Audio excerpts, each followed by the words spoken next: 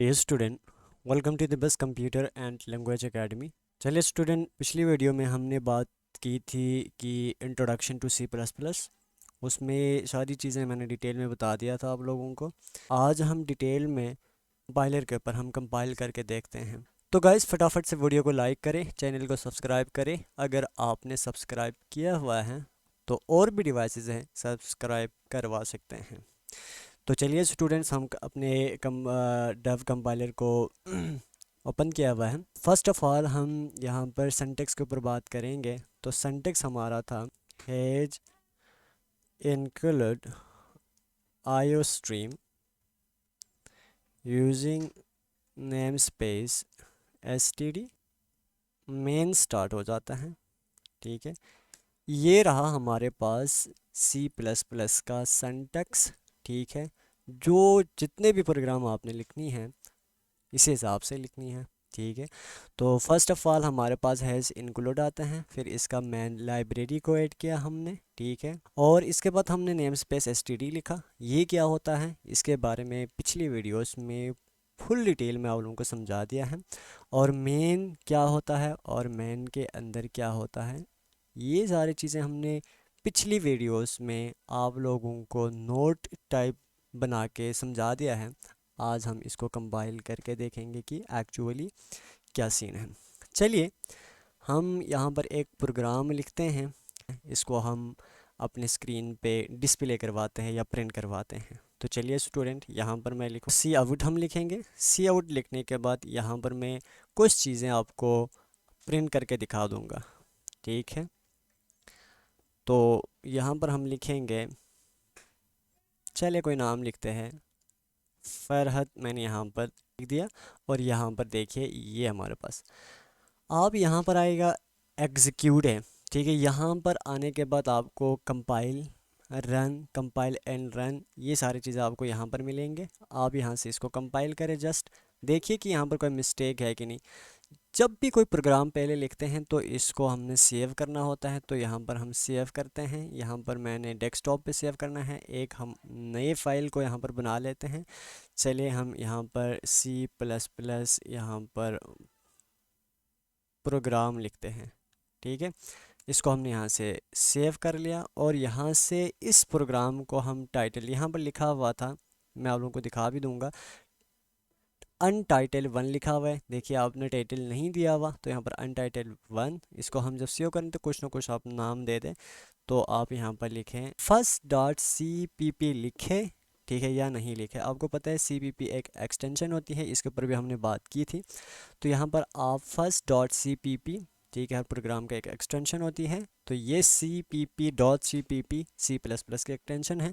इसको यहाँ से आपने सेव करना है। जब आप सेव करेंगे तो आपके कंपाइल होना स्टार्ट हो जाएंगे। ठीक है, यहाँ पर कोई एरर आपको शो नहीं कर रहा है, अब देख सकते हैं।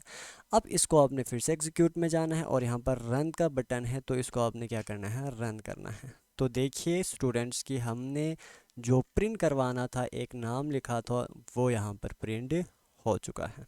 ठीक, चलिए हमने तो प्रिंट करके देख लिया कि हम जो कुछ भी हम लिखेंगे यहाँ पर वो हम प्रिंट करके देख सकते हैं।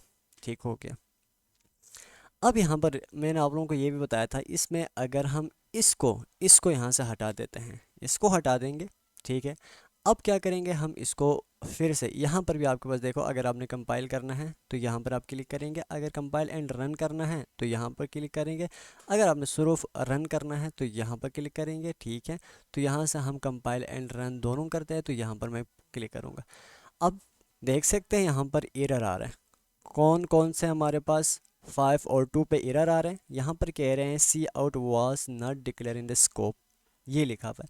अब देखो लाइब्रेरी तो हमने यहाँ पर मेंशन किया हुआ है, लाइब्रेरी तो हमारे पास मौजूद है, बट यहाँ पर जब तक स्पेस नहीं देता है तब तक ये एरर शो करता रहेगा। यहाँ पर आपको लिखना पड़ेगा using name space S T D. ठीक, अब जब तक ये नहीं लिखेंगे आपके जो एरर शो करता रहेगा, कंपाइल नहीं होगा। ठीक है, अब मैं यहाँ से फिर से कंपाइल एंड रन करूँगा, तो देख सकते हैं कि आपके पास कंपाइल एंड रन हो गया, जो हमने लिखना था नाम वहाँ पर आ गया। चलिए हम इसके ऊपर और मज़ीद बात करते हैं। अब इसको हम यहाँ से हटा देते हैं, इसको हमने ग्लोबली डिक्लेयर किया था। आप नहीं चाहते इसको यहाँ पर लिखना, अगर आप इसको प्रोग्राम के अंदर लिखना चाहते हैं तो कैसे हम इसको एक्सेस कर सकते हैं। तो यहाँ पर देखिए बेटा std लिखो, ठीक है। यहाँ पर आपने रिजोल्यूशन ऑपरेटर यूज़ करना है। रिजोल्यूशन ऑपरेटर यूज़ करके आप यहाँ सामने कंपाइल एंड रन करना है, तो आपके प्रोग्राम में कोई मिस्टेक नहीं आएगा। जो अपने प्रोग्राम यहाँ पर प्रिंट करवाना है, जो भी स्टेटमेंट आपने प्रिंट करवाना है, वो स्टेटमेंट आपके पास प्रिंट होके आ जाएगा, ठीक है। ये लोकल हमने इसको स्पेस दे दिया, ठीक है। अब यहाँ पे लिखेंगे तो ये आपके पास ग्लोबल होता है, ये लोकल होता है। अब देखिए मैं इसको कॉपी करता हूँ, कॉपी करके देखिए मैं 3-4 स्टेटमेंट यहाँ पर लिखना चाहूँगा। यहाँ पर लिखूँगा मैं एली लिखूँगा, ठीक है। और यहाँ पर मैं लिखूँगा कोरोटो लिखूँगा, ठीक हो गया। अब इसको भी मैं कंपाइल एंड रन करूँगा, कंपाइल एंड रन कर दिया तो देखिए यहाँ पर कोई मिस्टेक नहीं है। तो यहाँ पर देख सकते हैं कि आपके पास फरहत अली कोरोटो तीनों एक ही लाइन में प्रिंट हो गया है, बट यहाँ पर एक ही लाइन में आ रहे हैं। अब देखो हमने इसको लिखा था अलग अलग लाइन में, ठीक है, अलग अलग लाइन, बट यहाँ पर एक ही लाइन में आ रहा है।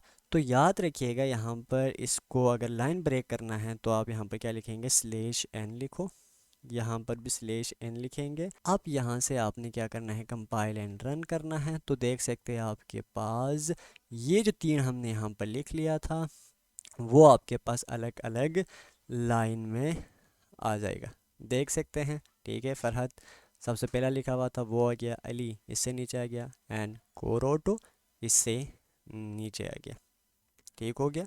अब यहाँ पर ये नहीं लिखना चाहते हैं तो आप यहाँ से एंड एल भी यूज़ कर सकते हैं, ठीक है। यहाँ पर एंड एल भी यूज़ कर सकते हैं। अब देखो आपके पास एक प्रोग्राम है, उसमें बहुत ज़्यादा आपके पास स्टेटमेंट हो, ठीक है। यहाँ पर तो हमने 3 लिख लिया, चलो हम इसको एस टी डी लिख के हमने इसको लिख दिया, बट आपके पास एक बहुत लेंथी प्रोग्राम आ जाता है या लेंथी आपके पास एक स्टेटमेंट आ जाता है, ठीक है। उधर हम ये एस टी डी और यहाँ पर रिजोल्यूशन ऑपरेटर इस्तेमाल करते रहेंगे तो फिर ये बहुत मुश्किल हो जाएगा।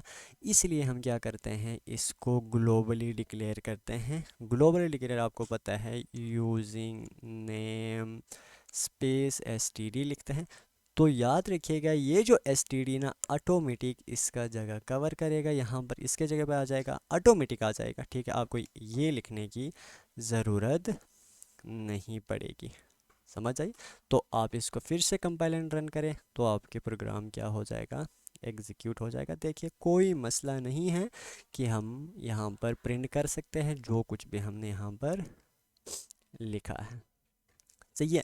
अब हमने जो पिछली क्लास में सिंटेक्स के ऊपर बात हो गई है, ठीक है। ये एक लाइब्रेरी है, ठीक है। इसमें जितने भी हम यहाँ पर ऑपरेशन परफॉर्म करेंगे वो तमाम के तमाम इस लाइब्रेरी के अंदर मौजूद होता है। और ये यूजिंग नेम स्पेस स्ट्री का क्या काम था, क्या हो रहे हैं इसको लिखने से, क्या फ़ायदा है, ये तमाम के तमाम चीज़ें अभी हमने डिस्कस की। और पिछली जो वीडियोस है उसमें हमने इसको रिटन फॉर्म में देख लिया था। और यहाँ से ये चीज़, और यहाँ पर .cpp हमने पिछली वीडियो में जस्ट स्टेटमेंट बता दिया था, ये एक्सटेंशन होती है। तो यहाँ पर हमने देख भी लिया, वाकई में ये एक एक्सटेंशन है। अब एक चीज़ यहाँ पर देखिए, मैं इसको ख़त्म कर रहा। अब हमने उसमें कुछ डॉक्यूमेंटेशन स्टेप की भी हमने बात की थी। डॉक्यूमेंटेशन सेक्शन में हमारे पास 2 चीज़ें आई थी। एक हमारे पास सिंगल लाइन कमेंट आया था, दूसरा हमारे पास आया था मल्टीपल लाइन कमेंट, ठीक है। तो यहाँ पर अगर मैं जहाँ मर्ज़ी आप लिख सकते हैं, ठीक है, आपकी मर्ज़ी है, आप जिधर लिखना चाहें आप लिख सकते हैं, ठीक। अब यहाँ पर मैं अगर सिंगल लाइन कमेंट लिखूँ तो ये हमारे पास सिंगल लाइन कमेंट है। यहाँ पर लिखूँगा मैं, this is my first CP program. यहाँ पर मैंने ये लिख दिया, ये हमारे पास सिंगल लाइन कमेंट है। देखिए ये सिर्फ और सिंगल लाइन कमेंट हो गया। आप जहाँ कहीं भी लिख सकते हैं, इसका आपके प्रोग्राम के ऊपर कोई फ़र्क नहीं पड़ने वाला। ये जस्ट आपको ये बताते हैं कि यहाँ पर क्या लिख रहे हैं। ये क्या इनपुट है या ये आउटपुट है, या यहाँ पर कौन सा ऑपरेशन हमने यूज़ करना है। ये जस्ट जब प्रोग्राम लिखते हुए आपको अपने फ़ायदे के लिए या ख़ुद अपने आप को ईज़ी करने के लिए प्रोग्राम को वहाँ पर लिख सकते हैं। ठीक, एक फिर मैं इसी को कॉपी करूँगा, यहाँ से इसी को मैं कॉपी करके मैं नीचे लिखूँगा। ठीक है, नीचे लिखूँगा। अगर मैं इस तरह रख लूँगा ना तो क्या हो जाएगा, ये हमारे पास प्रोग्राम में एरर प्रोड्यूस करेगा, क्योंकि इसको हमने कमेंट नहीं किया हुआ है। लेकिन हमारे प्रोग्राम में ऐसा कुछ है ही नहीं है, जिसकी वजह से क्या करेगा, ये हमें एरर ज़रूर देगा।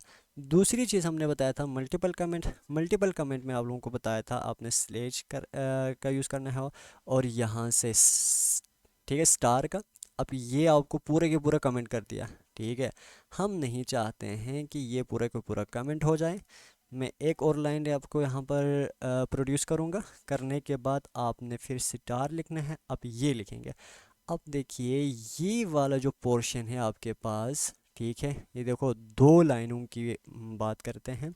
ये दो लाइन, चलो हम यहाँ पर इसको, ये एक सिंगल लाइन, ठीक है, ये सिंगल लाइन कमेंट है। सिर्फ एक लाइन को अगर कमेंट करना है तो हम डबल स्लैश का यूज़ करते हैं। अगर मल्टीपल लाइन है, इन सबको हमने कमेंट आउट करना है, ठीक है, 2 3 4 कुछ भी आपके पास हो सकते हैं, तो उसको कमेंट करने के लिए मल्टीपल लाइन कमेंट का यूज़ करते हैं। मल्टीपल लाइन का कमेंट हम ऐसे करते हैं, कैसे करते हैं, स्लैश स्टार, फिर इसके बाद एंड में जहाँ तक आपने कमेंट करना होता है वहाँ तक आपने आना है, वहाँ पर स्टार स्लैश लगा के ये आपके पास कमेंट आउट हो जाएगा। ठीक है, इसको कहते हैं डॉक्यूमेंटेशन स्टेप या डॉक्यूमेंटेशन प्रोसेस होता है ये। ठीक हो गया। अब हमने एक और चीज़ बात की थी पिछली जो वीडियो में, वो हमने बात की थी वेरिएबल डिक्लेरेशन।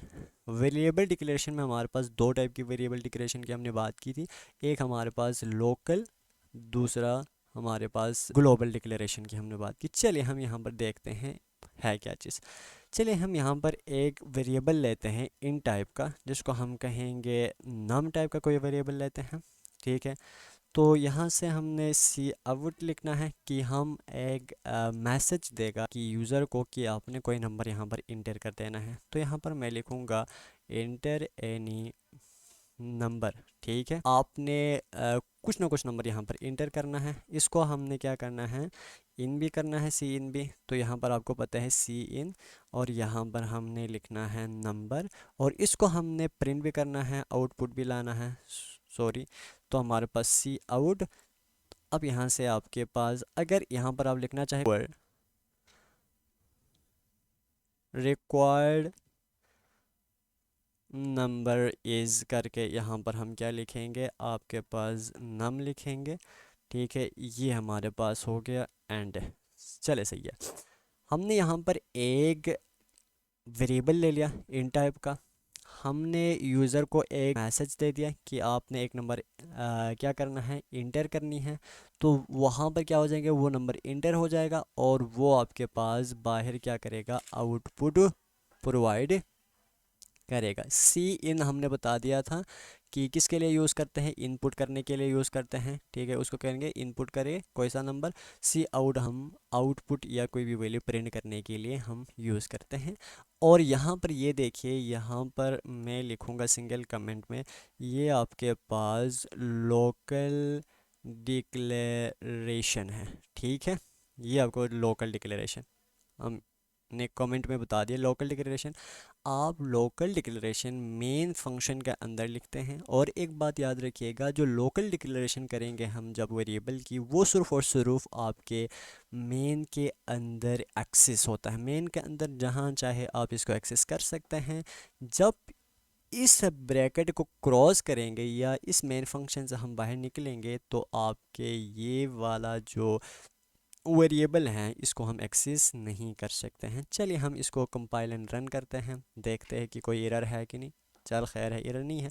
तो यहाँ पर आप देख सकते हैं कि आपको एक मैसेज डिस्प्ले हो गया कि इंटर एनी नंबर। चलो मैं फेवरेट नंबर 786 इंटर करूँगा। फिर करने के बाद यहाँ पर इंटर करेगा। अब देखिए ये हमारे पास प्रिंट होकर आ रहे हैं, यूर रिक्वायर्ड नंबर इज़ 786। देखिए हमने एक मैसेज दिया था इंटर एनी नंबर, यहाँ पर कह रहे कि इंटर एनी नंबर।